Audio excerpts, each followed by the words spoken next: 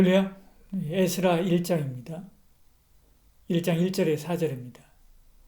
바사왕 고레스 원년에 여호와께서 예레미야의 입을 통하여 하신 말씀을 이루게 하시려고 바사왕 고레스의 마음을 감동시키매 그가 온 나라에 공포도 하고 조소도 내려 이르시되 바사왕 고레스는 말하노니 하늘의 하나님 여호와께서 세상 모든 나라를 내게 주셨고 나에게 명령하사 유다 예루살렘의 성전을 건축하라 하셨나니 이스라엘의 하나님은 참신이라. 너희 중에 그의 백성된 자는 다 유다 예루살렘으로 올라가서 이스라엘 하나님 여호와의 성전을 건축하라. 그는 예루살렘에 계신 하나님이시라.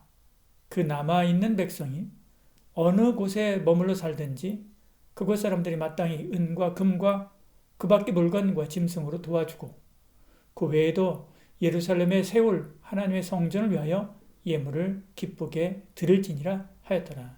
아멘. 에스라서는 역대 하에 이어지는 그런 내용입니다. 포로에서 돌아올 것이라는 하나님의 약속이 어떻게 이루어지는가를 보여주는 거죠. 하나님은 이방왕 고레스를 감동시켜서 이스라엘 백성을 돌려보내며 예루살렘 성전을 건축하게 합니다.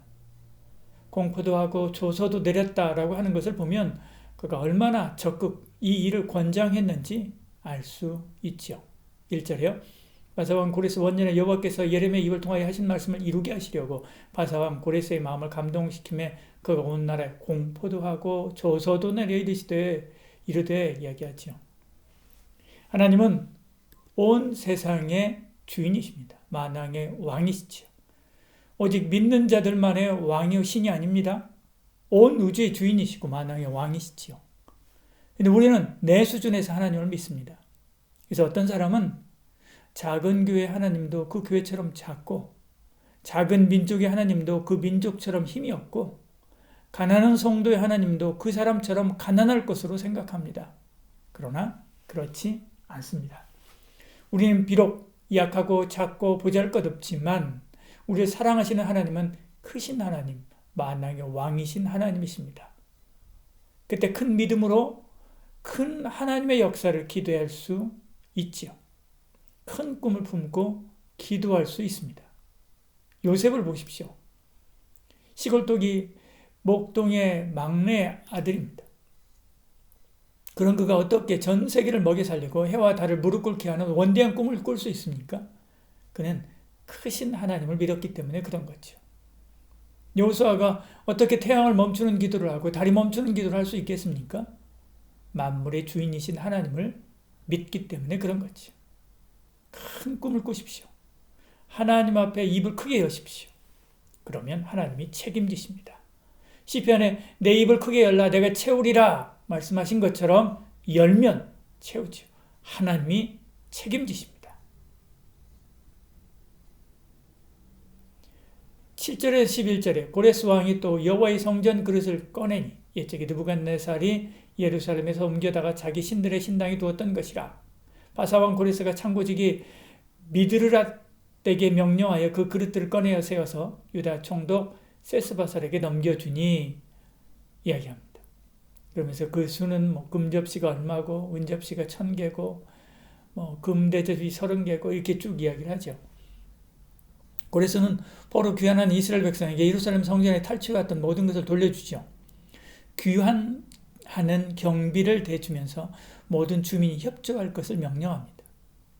이처럼 우리가 주를 위해서 일어선다면 하나님이 모든 것을 책임집니다. 먼저 그의 나라와 의를 구하는 삶을 살고자 하면 모든 필요한 것과 물질과 사람을 붙여주시는 거죠. 그러므로 주를 위해서 살겠다고 결심하십시오. 그러면 주님이 책임지십니다. 다윗이 주를 위해서 죽으면 죽으리라고 골리앗을 향해서 가니까 하나님이 책임지셨습니다. 바울이 주를 위해서 죽으면 죽으리라고 세상을 향해서 돌진하니까 하나님이 책임지셨습니다. 주를 위해서 달려가기 전에 계산기부터 두드리니까 못 가는 거죠. 홍해를 지나갈 때는 물을 먼저 갈라지게 하고 건너라고 말씀하십니다. 그러나 요단강을 건널 때는 믿음으로 들어가게 하시죠. 제사장들의 발이 물가에 잠길 때까지 믿음으로 들어가니까 갈라지는 것을 봅니다. 믿음이 어릴 때는 하나님께서 어느 정도 능력으로 역사하십니다. 믿음이 자라면 믿고 나가게 하시는 거죠. 그러면 하나님이 책임지시는 것입니다. 하나님은 당신을 위해서 감동받은 사람들을 불러 세웁니다. 5절에요. 이 유다와 베냐민 족장들과 제장들과 레위 사람들과 그 마음이 하나님께 감동을 받고 올라가서 예루살렘의 여호와의 성전을 건축하고자 하는 자가 다 일어서니 이렇게 말씀하죠. 성령의 감동을 받은 사람입니다. 능력자를 세우지 않습니다. 재능 있는 자를 세우지 않습니다. 힘 있는 자를 세우지 않습니다. 성령 충만한 사람이지요. 그들이 믿음으로 순종하면 재능도 주시고 지혜도 주시고 능력도 주시는 것입니다. 그들은 무엇보다 여호와의 성전을 재건하는 것이 가장 중요하다고 생각하는 사람들이지요. 그러니까 안전한 바벨론을 떠나서 험난한 예루살렘으로 가는 것입니다. 마치 뉴욕에 살던 사람이 중동으로 이사가는 것과 같은 거죠. 전쟁이 일어난 우크라이나로 가는 것과 같은 것입니다. 거기 가서 무너진 교회를 다시 세우는 것과 같은 일이지요. 성령이 충만하지 않으면 순종하기 어려운 일입니다. 하나님은 그들을 통해서 일하십니다. 그들에게 필요한 모든 것을 공급하셔서 마음껏 주를 위해서 일하게 하시는 거지요. 6절이요. 그 사면 사람들이 은그릇과 금과 물품들과 짐승과 보물로 덮고 그 외에도 예물을 기쁘게 드렸다는 이렇게 말씀하지요. 이처럼 우리도 성령의 감동을 받고 하나님의 집을 세우려는 열심을 내야 됩니다. 그러면 하나님이 역사하십니다. 하나님 모든 것 책임지십니다. 하나님 필요한 모든 것 공급하시는 거지요. 그리고 하나님이 이루십니다. 오늘 하나님의 관심, 하나님의 시선은 어디로 향하고 있는지 생각해 보십시다. 그리고 그 일을 위해서 모든 것을 던집시다. 이것이 성령 충만한 사람입니다. 이것이 이 시대 하나님의 지팡이요 의의 병기지.